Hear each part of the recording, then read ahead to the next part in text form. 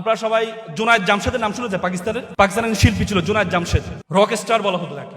সে জুনায়েদ জামশেদ যখন সে কিন্তু ইঞ্জিনিয়ার ছিলেন, জানেন এটা, ইঞ্জিনিয়ার ছিলেন। তিনি চিন্তা করলেন ইসলামের যখন এই আসলো তখন চিন্তা করলো যে না, আমাকে গান গাওয়া যাবে না, গান ছেড়ে দিয়েছেন। ছেড়ে একটা ফার্ম দিয়েছেন, সিভিল ফার্ম, ইঞ্জিনিয়ারিং ফার্ম, তার বন্ধুকে নিয়ে।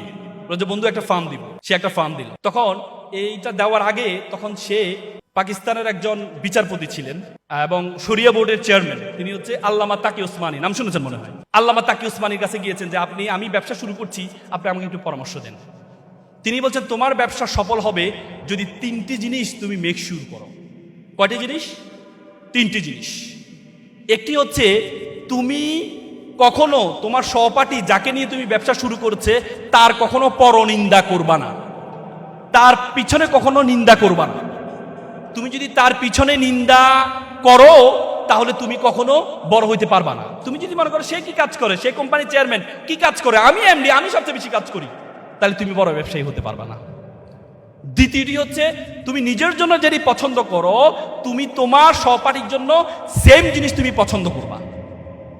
নিজের জন্য যেটা পছন্দ করো, তুমি যদি মাম পানি পছন্দ করো, তোমার সহপাঠীর জন্য, তোমার যে কলিগ আছে, তোমার যে পার্টনার আছে, তার জন্য মাম দিয়ে পছন্দ করবা।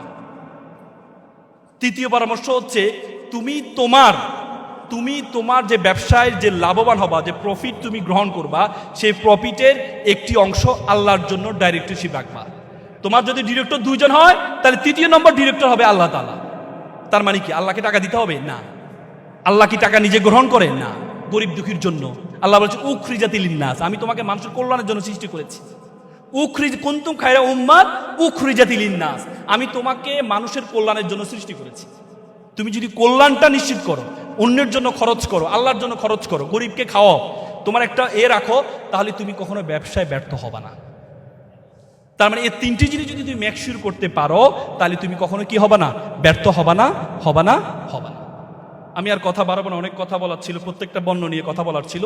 আমি শুধু বলে যাচ্ছি, এনতে হচ্ছে নেগেটিভ অ্যাপ্রোচ থাকা যাবে না, নেগেটিভ অ্যাপ্রোচ থাকা যাবে না।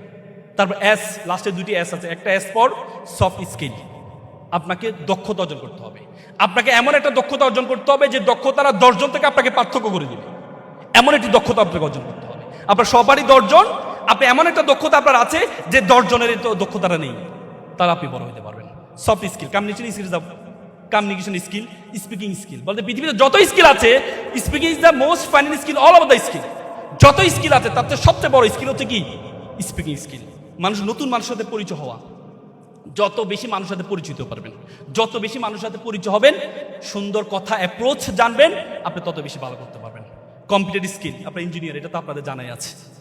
আইটি স্কিল, এআই স্কিল, যতই দক্ষতা আছে সফট স্কিলগুলো আপনারা মেক শিওর করবেন।